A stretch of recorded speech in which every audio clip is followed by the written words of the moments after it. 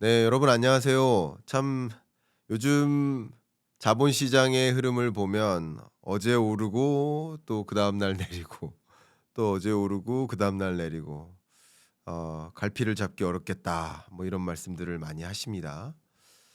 그냥 구간을 먼저 정해 놓고 생각해 본다면 2025년 뭐 4월 대략 한 5일 정도 이때가 미국 주식이든 한국 주식이든 저점인 거고요. 세계 200여 개 나라의 저점인 거죠. 그리고 에이펙 정상회담이 개최되고 끝나는 그 지점, 거의 이제 굳이 따지면 10월 말 그 정도가 주가의 나름의 중간 고점 이렇게 볼 수 있겠습니다. 그리고는 뭐 11월 내내 뭐 그렇게 강하게 오르지도 않고 또 강하게 떨어지지도 않고 오르락내리락하는 모습을 보면서 또 많은 분들이 불안해하시기도 하고 'AI 거품론이다. 그럼 나는 어떻게 의사결정해야 될까?' 걱정도 됩니다. 그 AI 거품론의 여러 근거들을 살펴보면 전혀 근거가 없는 것 같지도 않고요. 근거도 분명히 있겠고요. 또 "AI 거품 아니다."라고 주장하시는 분들의 말씀을 들어보면 또 역시 그런 말씀도 맞는 것 같고. 근데 저의 의견은 둘 중에 하나로만 따진다면 AI 거품이다 아니다로 했을 때는 아니다라고만 말씀드리는 게 맞는데 오해하실까 봐 그래요. 저는 계속 똑같이 의견을 드렸던 게 AI 거품 맞아요. 다만 그 거품이 왜 지금 떨어 빠지냐 이거죠. 거품 붕괴론을 공감하는 부분이 있어요. 그러나 그 거품은 계속 형성되어 나갈 거라는 거죠. 그 거품이 지금 빠질 이유가 없어 보인다라는 거죠. 예. 그래서 거품 붕괴론을 믿지 않는 거죠. 이 그렇게 말씀드려야 아마 저의 판단을 참조하시는 데 더 도움이 될 것 같아서 AI 거품이 아니라는 게 아니라 거품은 맞아요. 근데 제가 계속 똑같은 말씀드렸죠. 10% 올라도 거품이고 30% 올라도 거품이고 100% 올라도 거품이고 150% 올라도 거품인데 왜 100% 에서 150%로 갈 때는 거품이 얘기가 안 나오다가 150% 됐을 때부터 거품론이 지지를 받느냐 이거죠. 똑같다는 거죠. 그 200% 됐을 때 돼서 "그때 거품 아니었어." 또 이렇게 얘기할 건가요? 계속 거품이라는 거죠. 근데 거품이 언제 붕괴되는가, 그것은 제가 그동안 말씀드렸던 것처럼 저의 판단은 '시대를 구분짓는 게 더 중요하다.' 라는 의견인 거고, 그래서 26년, 25년, 6 년은 피벗의 시대이니 유동성 장세이니 거품론의 붕괴를 지지하진 않는다라는, 간략하게만 말씀드리면 그럴 것 같죠. 그렇게 여러분들이 많이 혼란을 갖고 있으시다 보니까 제가 이번에는 북리뷰를 어떤 책으로 할까 고민하다가 정말 투자에 성공한, 그러니까 워런 버핏의 말 좋죠. 피터 린치의 말 좋습니다. 근데 그런 뭐 대가들의 조언도 좋지만 정말 여러분처럼 여러분을 대신해서 예를 들어서 5 0 0 원에서 시작해서 정말 500 억을 만든 그런 투자자들이 있다면 그 사람들은 어떤 노하우를 가지고 투자 의사결정했을지 또 공유를 해 드려야 될 것 같아서 그래서 투자책을 선정했고, 부자 아빠 투자 불변의 법칙이라는 책을 선정했습니다. 자, 이 책의 저자를 가볍게 설명을 하자면 기본적으로 이분은 현역 의사세요. 그리고 현역 투자가예요. 근데 의사고시에서 실패를 한번 했었어요. 그러면서 이를 악물고 투자 공부를 했었는데 어쨌든 원금 5 0만엔 한국 돈으로 5 0 0만 원으로 시작을 해서 결과적으로 지금 500억 원, 그러니까 현 시점 50억 엔, 그러니까 5 0 0만 원에서 시작해서 500억 원을 만든 장본인이고, 그 장본인이 이따가 말씀드리겠습니다만 22 년에 암 판정을 받았어요. 그래서 여러 가지 것들을 뭐 고등학생인 딸한테 뭐 유산으로 물려주고 싶겠지만 인생에서 소중한 것이 돈이 아니라는 것은 알지만 그래도 중요한 순간순간에 돈이 필요했다는 것을 생각해 봤을 때 딸, 자녀에게 경제적 자유를 선물해 줘야겠다. 그래서 이 투자 불변의 법칙, 이 투자 방법을 유산으로 남긴 거죠. 그래서 그 서론을 읽으면 좀 솔직히 말하면 좀 너무 슬퍼요. 예, 슬프기도 합니다. 그런데 제가 어쨌든 앞부분부터 중요한 부분들을 중심으로 읽어 드리도록 하겠습니다. 5페이지로 가겠습니다. 넌 왜 그렇게 부자가 되고 싶은 거야? 고등학교 시절 담임 선생님은 내게 물었다. 진로는 이미 정해져 있었다. 어느 학과로 가야 부자가 될 수 있을까? 기준은 그거 하나였다. 그래서 의대에 갔다. 하지만 합격률이 97%나 되는 의사 국가고시에 떨어졌다. 주변 친구들은 모두 합격하는데 나만 불합격이었다. 분하고 창피했다. 주식으로 돈을 벌어서 보란듯이 성공하고 싶었다. 의사 일은 그럭저럭 하면서 주식으로 유유자적 살겠노라 다짐했다. 이게 배경이죠. 예. 제 부원 설명은 안 하겠습니다. 근데 소원이 현실이 됐습니다. 6페이지. 20대 자산 1억엔 10억 원을 달성했고 그 주식으로 모은 자산이 이제 50억 원, 그리고 100억 원, 300억 원으로 불어났고 지금은 500억 원으로 훌쩍 넘어섰다. 그리고 나이 49세 됐을 때 암이 전이된 사실을 알았다. 주치의는 50세까지라면 몰라도 51세는 장담할 수 없다고 했다. 시한부 인생을 선고받은 것이다.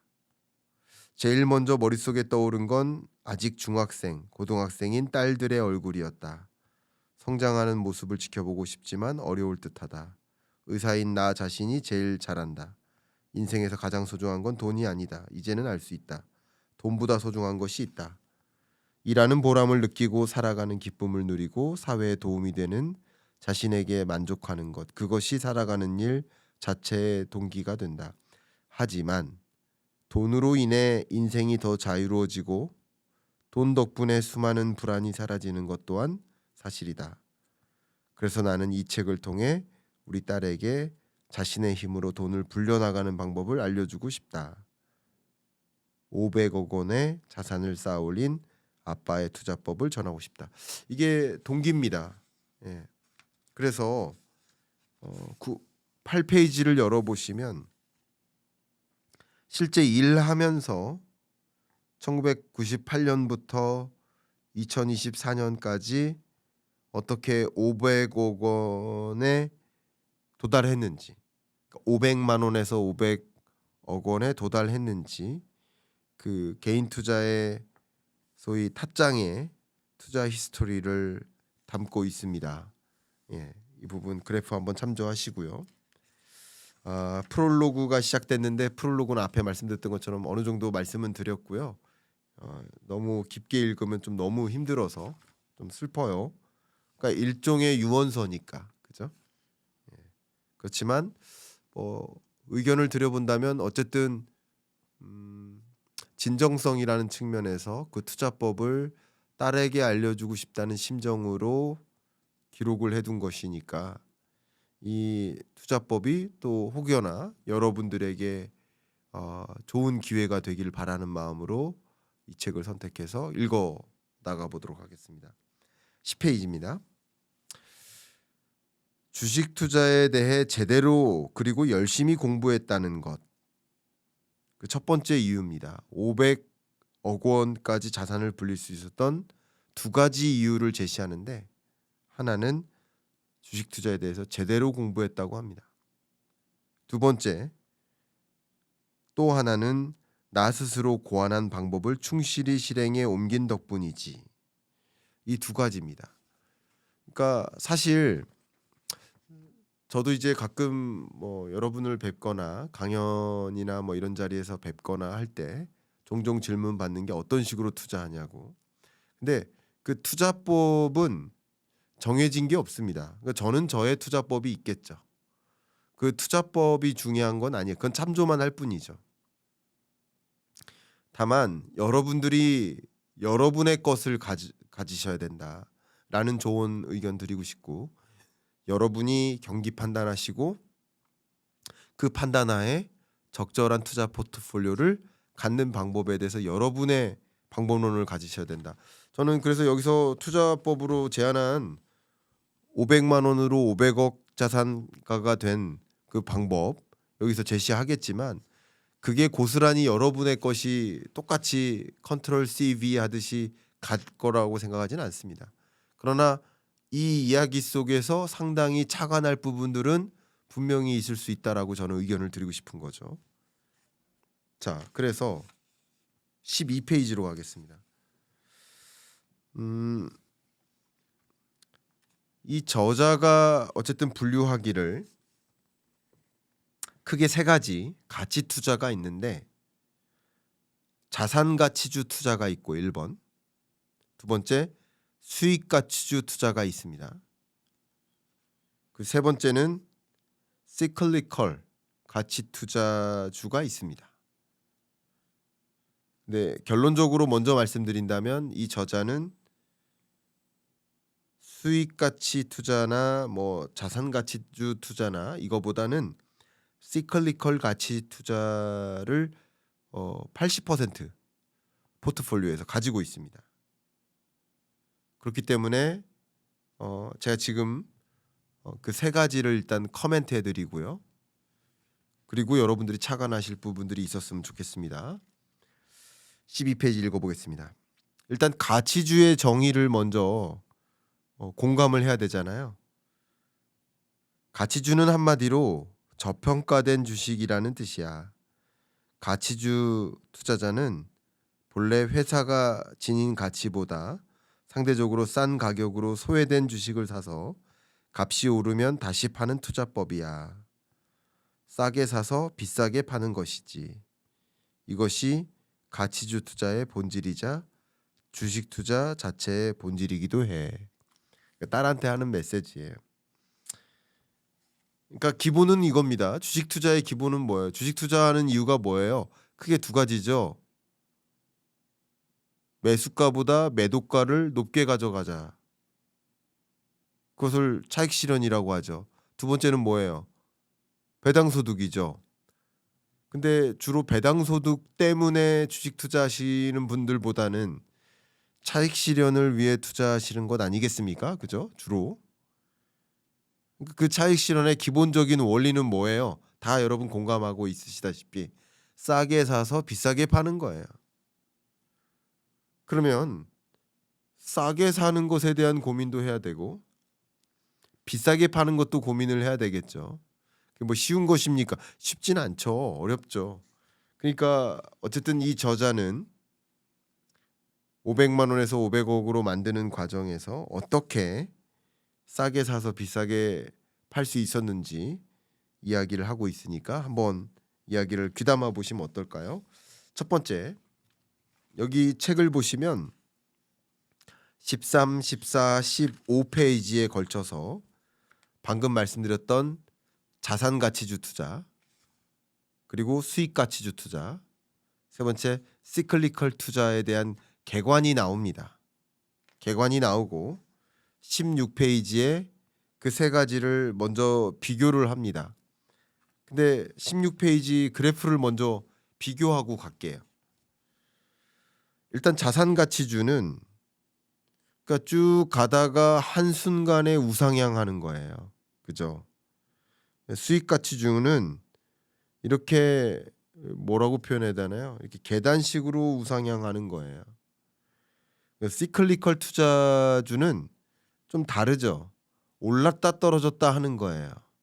그러면 자, 다른 건 몰라도 시클리컬 가치주를 공략을 한다 그러면 이 시클리컬 사이클 자체를 우리가 그림을 그릴 줄 안다면 지금 저가구나 고가구나라는 것을 판단할 수 있게 도움이 되니까 이 투자자는 시클리컬 투자를 추천하고 있는 겁니다. 큰 틀에서 이렇게 개관을 말씀드리는 거예요. 13페이지로 다시 앞으로 갈게요. 먼저 자산가치주 투자는요. 기본적으로 자산에 비해 주가가 저평가된 종목을 투자하는 거예요. 뭐 찾는 방법은 PBR이나 자기자본 비율이나 이걸 봐야 됩니다. 이건 너무 기초 중에 기초니까 여러분 알고 계시다라는 전제로 말씀드리고, 그것도 좀 어렵다 그러면 그 용어 정리가 17페이지에 다 되어 있어요. PBR이 뭔지 제가 설명은 생략하겠습니다. 근데 어쨌든 이런 몇 가지 지표를 가지고 기준을 삼는데, 체크 포인트가 뭐냐면 적자 수준인데 적자가 지나치지 않은지 보고, 재무 상태의 표를 보면서 순현금, 영업권 뭐 이런 것을 좀 체크를 해서 장부가액을 확인하는 것이다. 그래서 어떻게 사고 파느냐? 실적의 성장 시나리오가 있는데 그게 아예 빗나가 버린다. 혹은 이것보다 더 좋은 유망주를 찾는다. 그러니까 급격한 주가 하락은 없고 언제쯤 주가가 오를지 나름 알 수 있는 장점이 있기 때문에, 나름 그 자산 가치가, 돈은 지금 많이 못 벌진 몰라도 적자일진 몰라도 이 기업이 자산을 이만큼 보유하고 있다라는 사실, 그런 관점에서 상대적으로 저렴하게 살 수 있다는 거죠. 자, 이 개관입니다. 그러니까 더 구체적인 이야기는 다음 편에서 제가 이어서 해드릴 겁니다. 개관이니까 너무 명확하게 다 아실 수는 없다, 다 전해드릴 수는 없다라는 걸 먼저 말씀드립니다. 14페이지로 넘어가면 수익가치주 투자인데요. 수익 창출 능력에 비해 주가가 저평가된 종목. 예를 들어서 매출액이나 경사기익이나 이런 것을 보면서 앞으로 실적이 향상될 여지가 있다. 지금은 없지만 앞으로 수익이 향상될 여지가 있다. 그러니까 지금은 좋지 못해요. 그러니까 저렴한 거죠. 저평가되고 있는 거죠. 근데 앞으로 이 영업 활동의 현금 흐름이 나아질 여지가 있다라고 확인이 되는 수익 창출 능력에 투자하는 거죠. 수익 가치주 투자. 뭐 더 구체적인 이야기는 제가 더 꼼꼼히 다음 편에서 이어서 해드릴 테니까 일단 전체적으로 개괄을 해보는 시간으로 생각해 주시면 좋겠습니다. 15페이지가 제일 중요하죠. 시클리컬 가치 투자, 시클리컬 가치주를 투자하는 것. 경기가 순환하는 업계에서 경기가 바닥인 지점, 그때 종목을 사는 거다. 그러니까 어쨌든 이 사이클을 그린다라고 한다면 바닥인 구간의 저평가니까 이 바닥을 지나는 구간에서 주가가 오르지 않겠느냐, 이게 포인트예요. 그래서 그 업계가 경기 순환의 영향을 받는지, 그리고 그 기업이 지금 경기의 바닥에 있는지 이런 걸 확인하면 되죠. 하면서 투자를 하는 것이다. 이렇게 정리를 할 수 있겠습니다. 제가 뭐 좀 조언을 드린다면 이게 2편과도 3편과도 이어지는 내용일 가능성이 높아요. 그래서 1편에서 모든 걸 다 충분히 이해해 간다 이런 생각보다는, 이렇게 일단 구분 짓자, 개괄을 짓자, 그리고 2편 3편에서 더 구체적으로 들어가 보자 하는 생각으로 이 북리뷰를 함께 따라와 주시면 어떨까. 그래서 2편에서 더 구체적으로 북리뷰를 통해서 더 구체적인 이야기, 시클리컬 투자는 어떻게 합니까? 어떻게 수익 가치주에 투자를 합니까? 그죠? 어떻게 그런 가치주를 발견합니까? 구체적인 여러분들의 궁금증 해결을 해드리기 위해 노력을 해보도록 하겠습니다. 2편 기대하시면서, 자, 1편 리뷰는 여기까지 먼저 마무리를 일단락 짓도록 하겠습니다. 네, 여러분 참 주식시장이 어제 오르고 오늘 떨어지고 이렇게 움직이는 국면에서, 또 이미 한참 올라왔는데 어제 오르고 오늘 떨어지고 왔다 갔다 하는 이런 국면, 이럴 때 나는 어떻게 해야 되나? 지금이라도 들어가야 되나? 지금도 싸게 살 수 있을까? 지금 너무 고점에서 들어가는 거 아닌가? 이런 고민들 하실 거예요. 이제 한 가지 고민은 포모 현상. 나만 미싱 아웃 되는 거 아니야? Fear of missing out도 있고 포포 현상. 이것은 fear of peak out. 내가 주식을 이미 갖고 있는데 이미 정점 찍고 떨어지는 거 아니야? 그러니까 갖고 있는 분들의 공포감, 갖고 있지 않은 분들의 공포감 둘 다 있어요. 오른 상태에서 맴도니까 갖고 주식 투자하지 않으신 분들에게도 공포감, 주식 투자를 하고 계신 분들도 나름의 공포감이 있으신 거예요. 그래서 이 정점에서 지금 이만큼 올라왔으면 수익 실현해야 되는 게 아닌가.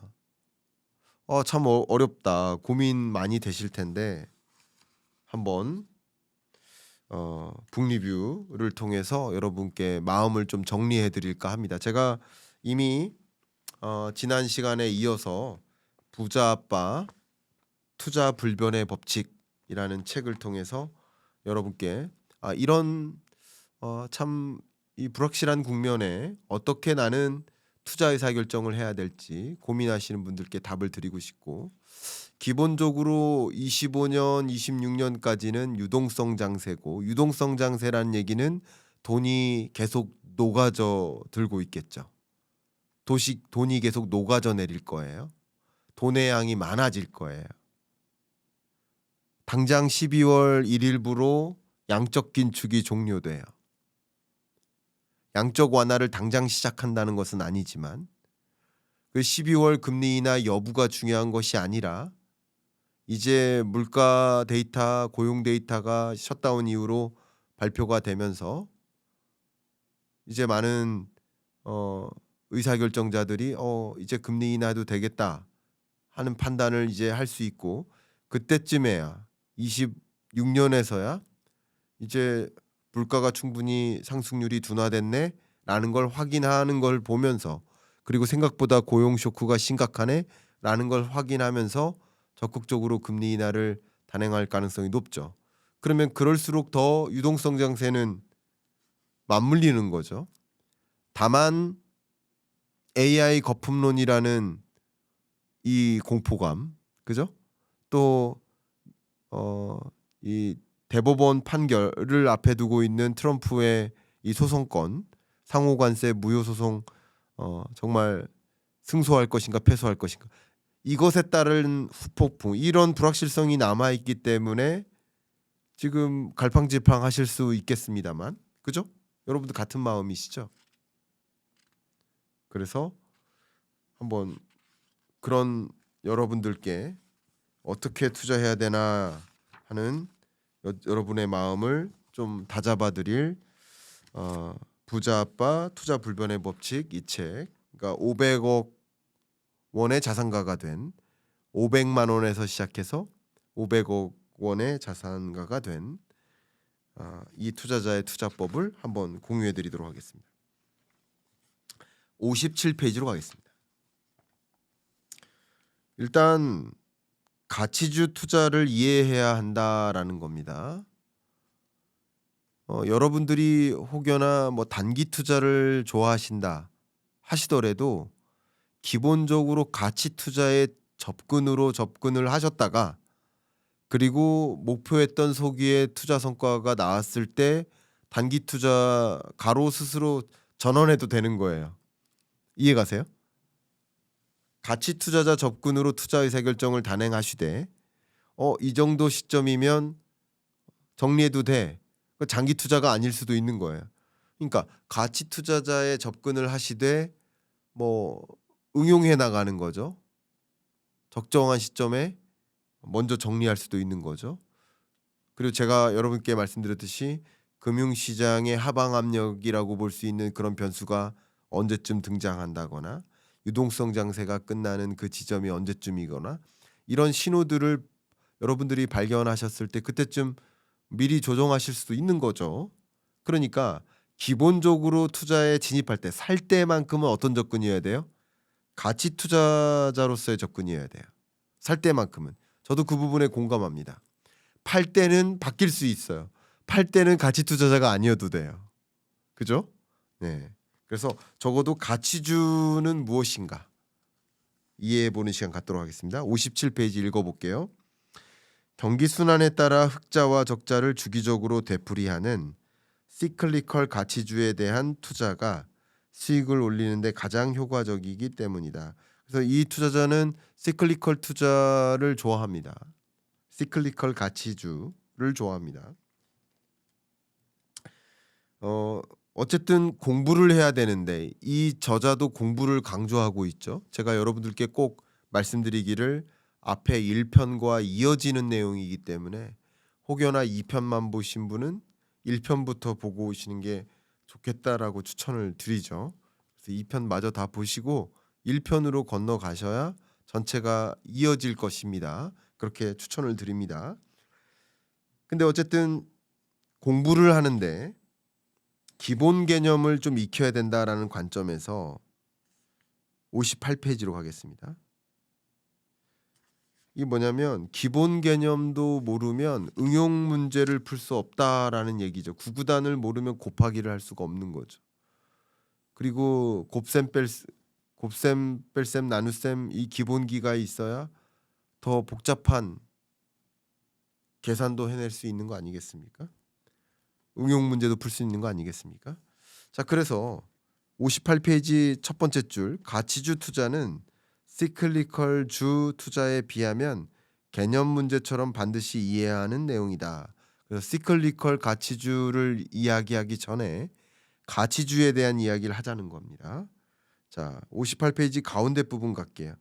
여기 보시는 것처럼 이 투자자의 포트폴리오를 공유했습니다. 자산 가치주 10%, 수익 가치주 10%, 시클리컬 가치주 80%의 비율로 구성되어 있다. 여러분들도 뭐 포트폴리오를 꼭 이렇게 하셔라라는 건 아니지만 일단 참조가 되실 수 있을 겁니다. 59페이지 보겠습니다. 나 자신도 주식은 쌀 때 사서 장기간 보유하다가 주가가 올랐을 때 파는 것이 투자의 왕도라고 생각하게 되었다. 주가가 오르락내리락 한다는 사실은 결국 주가가 회사의 가치를 반드시 올바르게 반영하지 않는다는 뜻이기도 하다.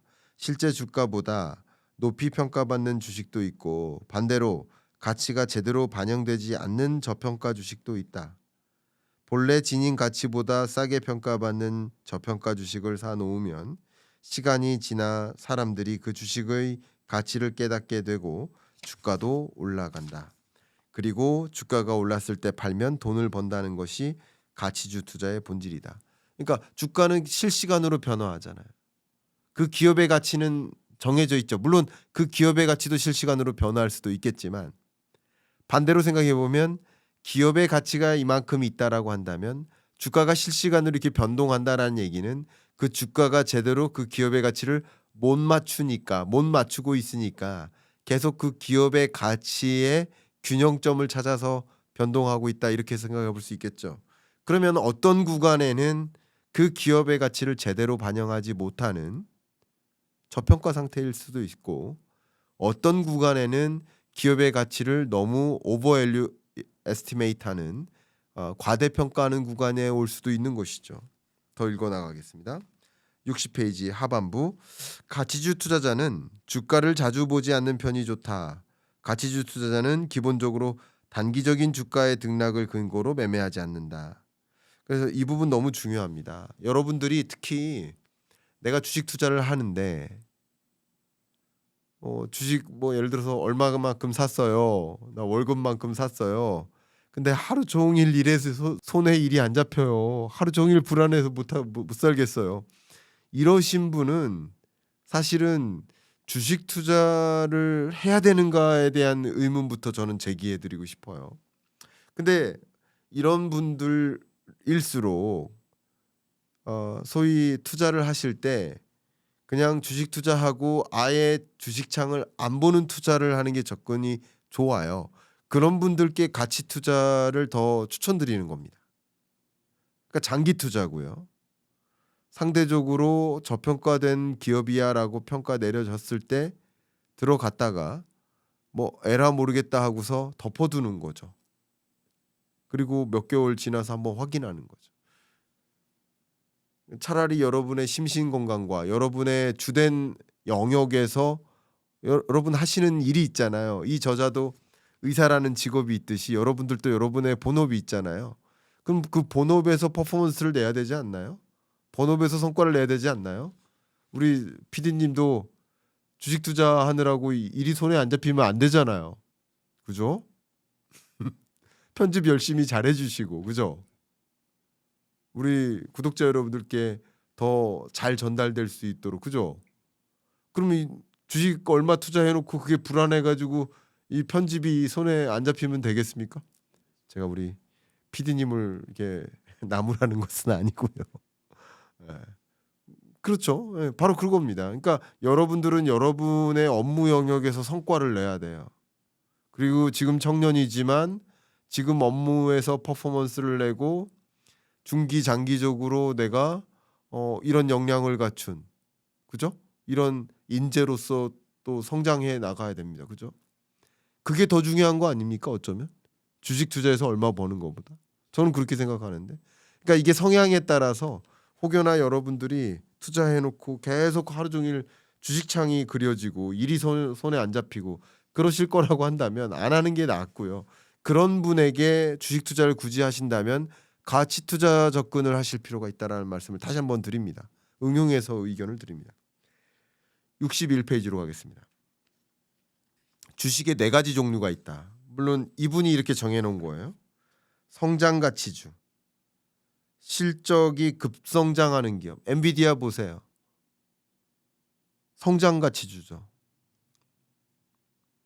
지금 세계 경제가 3.1%씩 GDP가 증가하는데 엔비디아의 매출액은 63% 증가해요. 전년 동기보다. 어마어마한 거죠. 실적이 급성장이에요. 수익가치주, 성장가치주만큼 급성장은 아니지만 대신 안정적으로 실적을 올린다. 성장하는 건 아니지만 돈을 많이 벌어요. 안정적으로. 성장하는 건 아니지만 안정적으로 돈을 벌어요. 캐시카우 같은 역할을 하는 거죠. 수익가치주. 그 자산가치주는 실적이 점점 나빠져. 실적은 안 좋아요. 그러나 그 기업이 가지고 있는 가치, 자산 가치를 봐야 됩니다. 그러면 그 자산 가치가 상승한다. 역시 무시할 수 없는 겁니다. 백화점이나 이런 기업들이 유통사들이 그런 경우가 많죠. 오프라인 유통사들. 예를 들면 뭐 지금 국면은 좀 적절하지 않을 수도 있겠지만 오프라인 유통사들이 장기적으로 희망이 없다. 소비가 둔화된다. 그렇지만 그 오프라인 뭐 대형 유통사들이 갖고 있는 그 부동산 가치의 상승 그것을 본다면 투자할 만하지 않는가 이런 접근인 거죠. 자 마지막 4번째가 시클리컬 가치주. 시클리컬 가치주는 경기 민감주예요. 경기에 따라서 실적이 좋았다 나빴다 하는 기업. 그래서 구분을 진다면 63페이지를 보십시오. 주식의 4가지 종류가 이렇게 있는데 일단 성장성으로 고성장하냐 저성장하냐 수평축을 나누고요. 그리고 PBR이나 PER이 높냐 낮냐 고평가냐 저평가냐 이렇게 나눈다면 이 표에서처럼 주가가 비싸고 위쪽은 주가가 비싼 거예요. 왼쪽 아래 종목은 당연히 싼 거죠. 그리고 오른쪽 아래 종목일수록 돈을 잘 버는 거예요. 그리고 왼쪽 위쪽일수록 돈을 당장 벌기 어렵다고 평가하는 거예요. 이해 가셨죠? 그래서 이 그림을 보시면 시클리컬 가치주의 바닥이 있고 회복기를 지나서 천장을 찍고 나면 또 후퇴기를 거치죠. 사이클을 그리죠.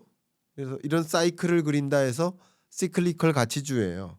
그러면 사이클을 어차피 그린다라고 가정한다면 이 기업이 가치가 바닥 구간에 왔을 때 저렴하게 살 수 있는 거 아니냐 하는 접근인 겁니다. 64페이지 가겠습니다. 성장주 투자는 비싸게 산 주식을 더 비싸게 파는 것이다. 그러니까 많은 분들이 엔비디아 비싸요. 몇백 배 올랐어요. 몇백 퍼센트 올랐어요. 맞아요. 그러나 그 비싼 주식을 더 비싸게 파는 목적으로 엔비디아 투자를 하는 거예요. 삼성전자 비싸요. 10만 원 넘었어요. 그 비싼 주식을 더 비싸게 팔기 위한 목적으로 사는 거예요. 성장주 투자죠.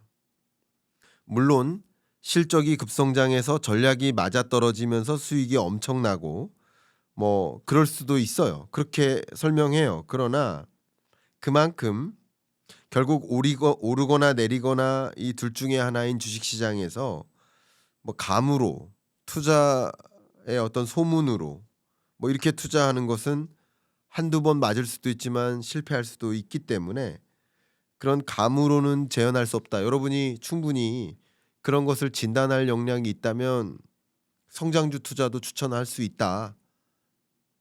이렇게 제안합니다. 그러나 이 저자의 이야기는 뭐냐면 결과적으로 가치주가 더 높은 수익을 보았다라는 증거들을 쭉 제시해요. 결과적으로. 그래서 가치주를 더 추천한다라는 얘기인데 59페이지. 가치주 투자를 할 때 그 가치란 무엇인가? 기업의 가치는 69페이지 보세요. 보유 자산과 장래의 수익을 더한 거예요. 지금 가지고 있는 자산이 있고 앞으로 이런 수익을 벌어들일 거야. 이 수익을 누적하면 그게 또 자산이 될 건 아닙니까? 그게 기업의 가치다라고 판단하는 것인데 근데 70페이지로 가면 그 주가는 곧 기업의 가치니까 그 주가는 보유 자산 더하기 장래 수익이 아니라 거기에 바이어스가 껴있다. 그러니까 기업 가치를 올바르게 평가를 해내고 바이어스를 잘 배제하고 그렇게 기업 가치를 생각해낸다면 여러분들이 올바르게 가치를 측정할 수 있는 거 아니냐라는 게 이 저자의 접근인 거예요. 그래서 성장주 투자에 여러분이 목마르시거나 그것에 투자 성향이 적합하다 그러면 이미 비싸진 종목을 더 비싸게 판매할 수익 실현할 목적으로 하실 수도 있지만 그게 아니실 거라고 한다면 여러분들이 시클리컬 가치주 투자를 해보는 것도 방법 아니겠는가 하는 제안을 여기서 적극적으로 하고 있습니다. 그래서 제가 앞에 말씀드렸던 것처럼 오늘 부자 아빠 투자 불변의 법칙이라는 책을 통해서 1편부터 3편까지 쭉 이어지는 내용으로 정리를 하고 있습니다. 그래서 결론적으로 3편에서 이 시클리컬 투자를 어떻게 하는 겁니까? 어떤 식으로 해야 됩니까? 라는 그 질문에 대해서 좀 더 명확하게 답을 드릴 수 있을 것 같아요. 그래서 정리를 한다면 1편이 여러 그 세 가지 가치 투자의 개괄 그리고 가치 투자의 기본적인 개념과 뭐 기초에 대한 이해, 마음가짐 이런 것이고 3편부터 본격적으로 시클리컬 투자에 대한 이야기를 제가 해드릴 텐데 3편 기대해 주시고 1, 2편을 보고 3편을 좀 기대해 주시기를 좀 부탁드리겠습니다. 네, 여러분 안녕하세요. 참 요즘과 같은 이런 증시에 불안한 국면에 불확실성도 많고요. 참 혼돈되는 국면에 워런 버핏은 현금을 계속 늘려가고 있다. 그리고 뭐 주식을 다 정리하고 계시다. 이런 이야기도 들리고 또 많은 분들이 소프트뱅크의 손정희 회장님도 뭐 이미 뭐 AI 주 종목 뭐 엔비디아나 주식을 이만큼 정리했다. 뭐 이런 이야기 들으면서 정말 AI 거품론 맞아? 이렇게 생각하시는 분들도 계십니다. 그런데 제가 한 가지 말씀드린 게 워런 버핏도 주식을 정리하고 현금을 확보하는 이유가 있겠죠. 뭐 여러 가지. 제가 직접 인터뷰해보고 토론해본 적은 없으니까. 그 이유를 판단하기는 어렵지만 근데 어쨌든 은퇴를 하시면서 여러 가지 뭐 생각을 정리하시는 것은 아닐까 뭐 이런 판단을 해볼 수도 있지 않을까요? 그리고 정말 댓글로 달리더라고요. AI 거품이야라고 믿고 계신 분들이 AI 거품론도 있고 AI 거품 아니다라고 믿고 계신 분들도 계신데 그럼 AI 거품이 맞아라고 동조하시는 분들은 소프트뱅크의 손정희 회장도 팔았어. 그러니까 거품 맞아. 피터 틸도 팔았어. 그러니까 거품 맞아. 그런데 제가 여러분 이렇게 여쭤볼게요. 손정희 회장이 팔 때 누가 샀습니까? 왜 판 얘기는 하고 산 얘기는 안 합니까? 그러니까 손정희 회장이 팔았다고 해서 그분의 의사결정이 다 옳았다고 판단할 수는 없죠. 제가 북리뷰를 하고 있는데 이 책에서 앞부분에서도 우리가 주식을 매도할 때는 이 해당 종목보다 더 나은 종목이 있다라고 판단될 때도 주식을 정리할 수 있다라고 말씀드렸고 뭐 여러 가지 이유에서 현금을 늘릴 수가 있는 겁니다. 워런 버핏은 워런 버핏의 이유가 있을 겁니다. 그리고 뭐 죄송한 말씀입니다. 워런 버핏 어, 회장님께서 이 얘기를 혹여나 들으시면 기분 상하실 수도 있지만 죄송합니다만 2025년 들어서 현금을 늘리셨다. 그러면 결론적으로는 투자를 잘 못하신 거죠. 그러니까 예를 들어서 80년 역사 동안 투자를 다 성공했다 하더라도 그렇진 않았겠지만 투자에 성공할 때도 있고 실패할 때도 있고 성공할 때도 있고 실패할 때도 있고 그러셨겠지만 어쨌든 2025년에는 투자에 성공하신 건 아니라고 볼 수 있지 않나요? 그러니까 워런 버핏이 현금을 많이 보유했다라는 것이 주식 투자를 하지 말아야 된다라는 근거가 되지는 않는다. 손정희 회장이 엔비디아 주식을 다 매각했다. 피터 틸이 뭐 빅테크 주식을 다 매각했다라는 정보가 역시 그들은 그들의 뭔가의 사유가 있을 것이고 그들도 의사결정의 실수를 할 수 있는 거예요. 그죠? 마이클 버리도 실수할 수 있는 거예요. 마이클 버리가 다 맞습니까? 벌 때도 있었지만 벌지 못할 때도 많았거든요. 그러니까 누가 팔았다는 얘기만 가지고 이거 팔아야 된다라고 얘기하시는데 누군가 팔았다는 얘기는 누군가 샀다는 얘기예요. 그러면 예를 들어서 손정희 회장 지분 한 명의 몫을 매각할 때 예를 들어서 500명이 샀다라고 한다면 한 명의 판단과 500명의 판단이 누가 더 옳은 거예요? 그러니까 그렇게만 얘기하더라도 그냥 단순히 팔았다라는 것만 가지고 AI 거품 맞아 이렇게 판단하지 말자는 얘기죠.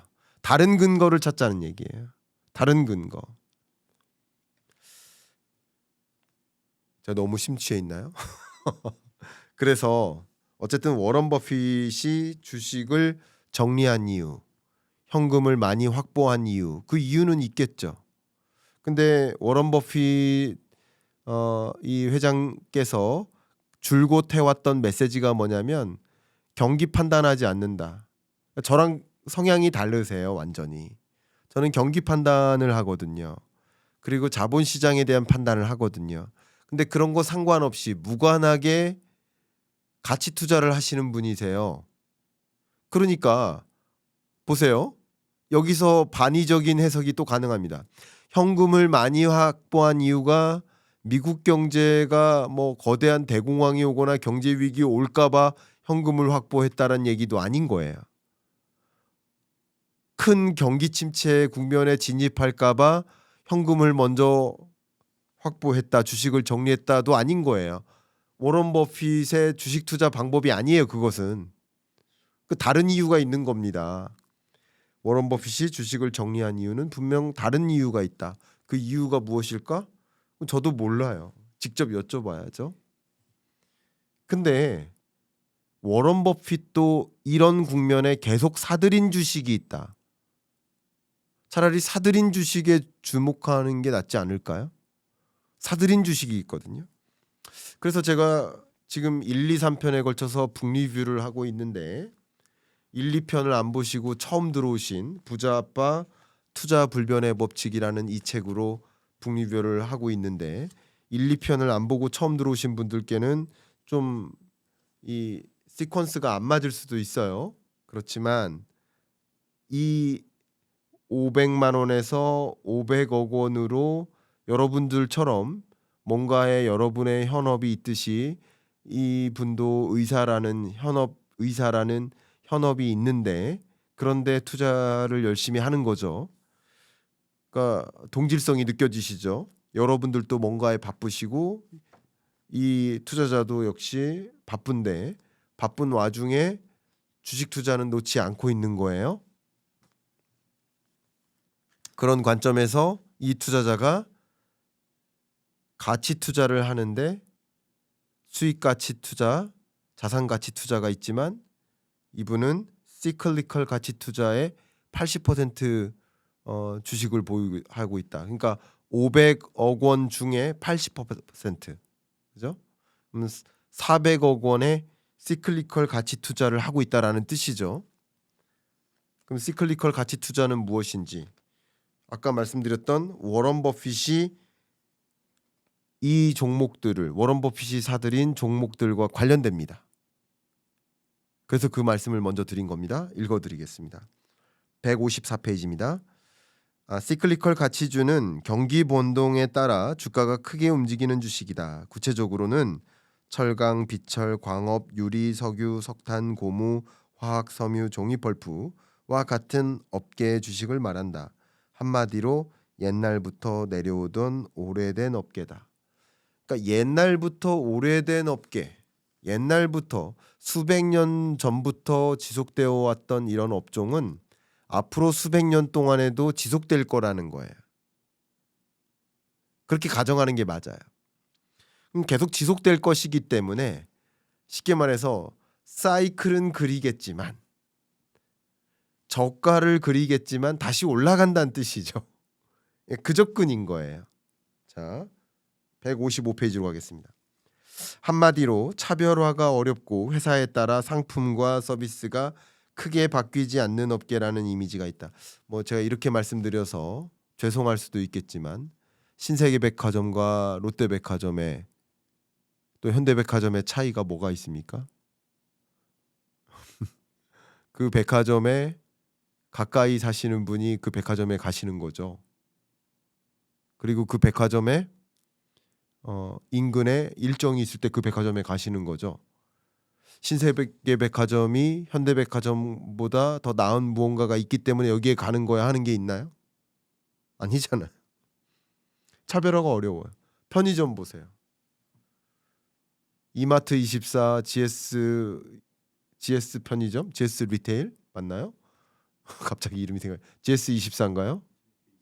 GS 25래요. 죄송합니다. 이마트는 24고 GS는 25예요. 차별화되나요? GS 25를 가야 되나요? CU. 그죠? 자, 이 편의점들이 무슨 차별화가 가능한가요? 차별화도 있겠죠. 근데 가장 중요한 건 뭐예요? 여러분 주유할 때 저는 주유할 때 티맵을 보통 찍고 가는 동선 아래서 가장 저렴한 주유소를 찾아가지 어떤 특정 브랜드를 찾아가진 않거든요. 물론 여러분들이 어떤 특정 할인 카드를 이용하신다면 그 할인 카드로 적용된 할인 가격을 찾으시겠지만 그거마저도 어쨌든 할인된 가격을 기준으로 해서 평가를 해봤을 때 기름의 차이가 없다고 가정하는 거예요. 그죠? 그러니까 차별화가 어려운 업종, 그런데 정말 오랫동안 지속되는 업종, 이런 게 기본적인 시클리컬 가치 투자다. 그러면 이 시클리컬 가치 투자주라고 한다면 이제 뭐만 판단하면 돼요? 경기 사이클만 판단하면 돼요. 제가 오랫동안 말씀드려왔죠. 156페이지 보세요. 그리고 155페이지, 6페이지 보세요. 그러니까 제가 이 사이클을 계속 말씀드리는데 오랫동안 사이클이 경기 사이클이에요. 경기가 바닥을 찍고 좀 이렇게 상승해요. 바닥에서는 회복돼요. 이게 뭐예요? 회복기. 회복기를 지나서 올라가죠. 천장을 향해 가죠. 이 천장을 찍는 이 구간이 호황기예요. 호황기. 그죠? 그 호황기를 정점을 찍고 또 내려가는 국면을 후퇴기라고 해요. 그 후퇴기를 지나서 또 더 내려가는 바닥을 향해 가는 바닥을 지나는 국면을 불황기라고 해요. 그 불황기를 지나서 또 회복기를 맞이하겠죠. 이게 뭐야? 사이클인 거예요.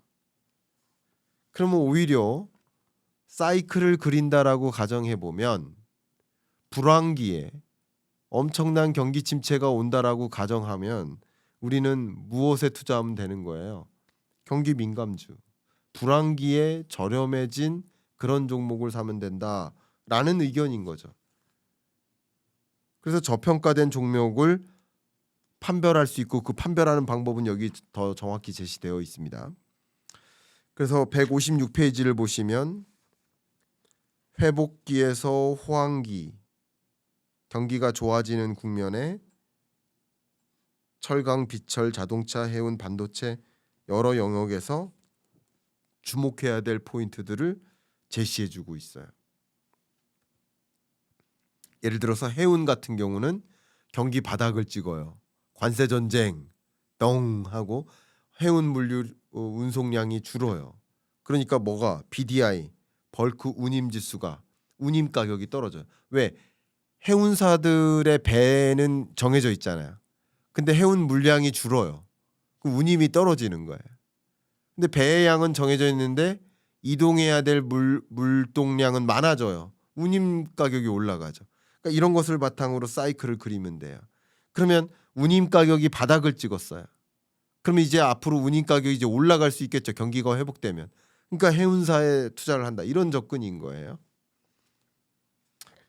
157페이지. 우리 PD님이 갑자기 눈이 번뜩이시네요. 우리 PD님이 눈이 좀 작은 편이시거든요. 근데 갑자기 눈이 커지시네요. 여러분들도 그러시려나? 자, 157페이지로 가겠습니다. 대부분 오래된 업계이므로 너희가 좋아할 만한 특별한 매력은 별로 없다. 딸한테 하는 메시지예요. 시클리컬 가치주 투자란 결국 수익 가치주만큼 성장 잠재력이 있는 종목을 자산 가치주 정도의 가격으로 싸게 사는 투자법이다. 이야기가 돼 있고요. 159페이지로 가겠습니다. 여기서 포인트를 제시했어요. 시클리컬 가치주의 성장은 적자에서 흑자로 전환하는 것이 포인트다. 그러니까 이게 지금 시클리컬 관점에서 이 적자에서 흑자로 전환하는 것. 그러니까 잠깐 응용을 해본다면, 제가 이게 시클리컬 가치주가 아닐지라도 쿠팡 같은 경우 만성 적자였다가 적자를 탈피해요. 적자에서 벗어나는 흑자로 전환되는 그 실적 발표가 있어요. 그때 주가가 어떻게 됩니까? 급등하죠. 그럼 잘못 평가받고 있었던 거예요. 흑자 기업인데 적자 기업으로. 왜냐하면 보세요. 실적은 지난 거예요. 실적은 지난 거잖아요. 3분기는 지났잖아요. 근데 3분기 실적이 지금 발표된단 말이에요. 예를 들면 지금 4분기 끝자락이잖아요. 4분기 끝자락에 가는데 3분기 실적이 발표되는 거예요. 근데 3분기 실적이 발표되는 걸 보고 계속 적자인 줄 알았는데 흑자네. 그러니까 잘못 평가받아 왔던 거죠. 그러니까 흑자로 전환되는 기업은 당연히 시클리컬 가치주의 성장이 도모되는 거죠.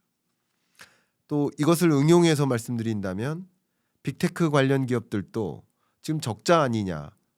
그러니까 적자다라는 말 가지고 주가의 가치가 떨어진다라고 평가할 수는 없습니다. 적자지만 적자 규모가 축소되나 적자지만 흑자로 전환되나.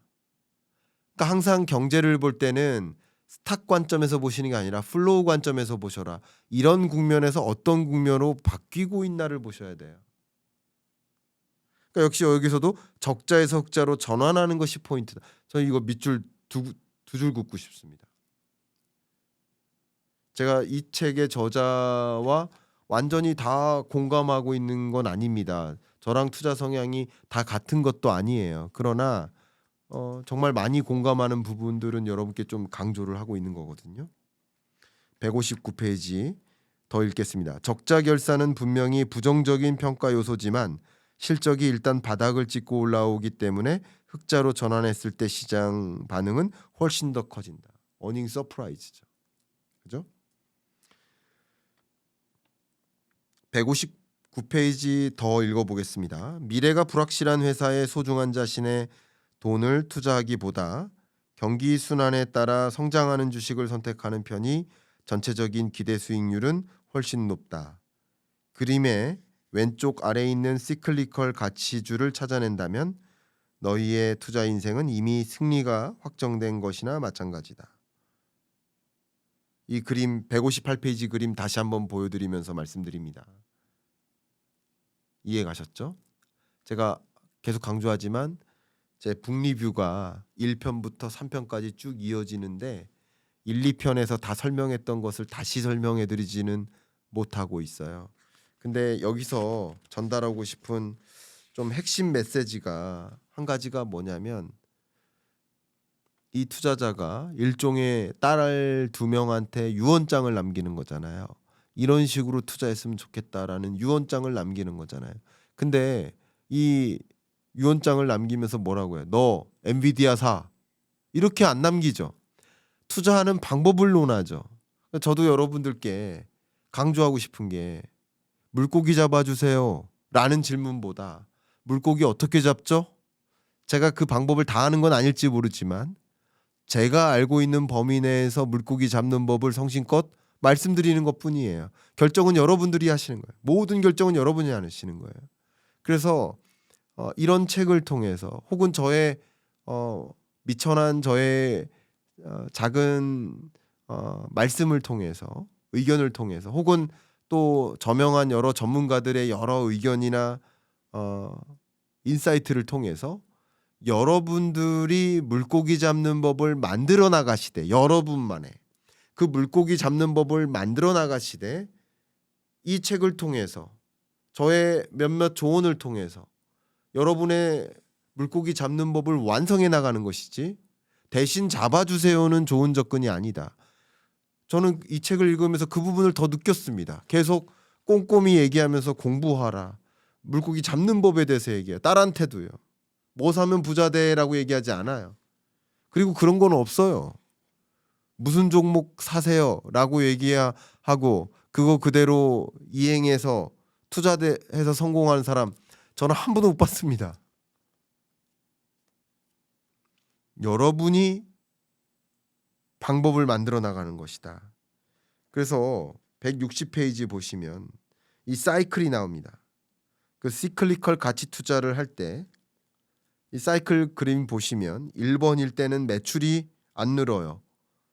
그 수량도 안 늘어요. 가격도 안 늘어요. 정책이죠. 바닥인 거예요. 그때 사는 겁니다. 그때부터 매출이 늘어요. 매출이 늘면서 가격이 올라. 삼성전자도 D램 반도체 수요가 늘어요. 매출이 늘어요. 매출이 늘면서 가격이 올라요. 그럼 가격 곱하기 수량이 늘어요. 매출액이 늘죠. 그러면서 이것저것 다 오르면서 확대되고 과열되는 거예요. 과열되면 다시 조정이 오는 거예요. 그래서 161페이지에서 시클리컬 가치 투자의 방법을 제안하고 있어요. 제가 이 부분을 다 일일이 꼼꼼히 다 말씀드리기보다 기본적으로 여기서 제시해주는 이 메시지처럼 어떤 기업의 영업이익이나 매출액과 같은 그 실적이 그 경기의 바닥인지 여부를 좀 진단해 보시고 사이클을 그리니까요 분명히. 그리고 그 사이클과 주식 시장의 주가가 같이 움직일 테니까. 그래서 이게 바닥인지 아닌지 그러면 이 사이클을 그리는 경기 민감한 가치주만을 선정한다면 답이 나오겠죠. 그러면 답변이 나옵니다. 워런 버핏이 왜 주식을 정리했을까? 왜 현금을 확보했을까? 그리고 왜 그 경기 민감한 코카콜라 주식 비중을 늘리거나 이런 의사결정을 하셨을까? 가치 투자 방식인 거죠. 그죠? 경기가 오히려 어려울 때 바닥을 찍었을 때 매수하는 쌀 때 매수하는 방법이다. 워런 버핏이 주식을 정리한 이유, 현금을 많이 확보한 이유, 오히려 이런 주식을 사들인 이유가 된다라고 의견을 드리겠습니다. 제가 김광석의 북리뷰, 김광석의 독서 감상문, 부자 아빠 투자 불변의 법칙을 통해서 여러분들이 투자 이 혼미한 시장에 투자 의사결정을 어떻게 내려야 되나 좀 흔들리는 나를 좀 잡아주셨으면 좋겠다 하는 의견들이 있으실 때 여러분 입장에서 생각을 할 만한 저자의 책을 골라서 읽어드리면서 저의 의견을 좀 보태드린다면 도움이 될 것 같아서 이렇게 읽어드립니다. 여러분이 나는 유언장 대신 투자법을 남겼다 하는 부자 아빠 투자 불변의 법칙의 저자 이 책을 통해서 이런 식으로 투자하는 물고기 잡는 법을 나만의 물고기 잡는 법을 완성해야겠구나. 어떻게 해야 될까? 한번 완성해 봐야지. 나도 500만 원에서 500억으로 늘려봐야지 하는 생각을 정리하시는데 오늘의 북리뷰가 독서 감상문이 도움이 되셨기를 바라는 마음 담아서 마무리하겠습니다. 감사합니다.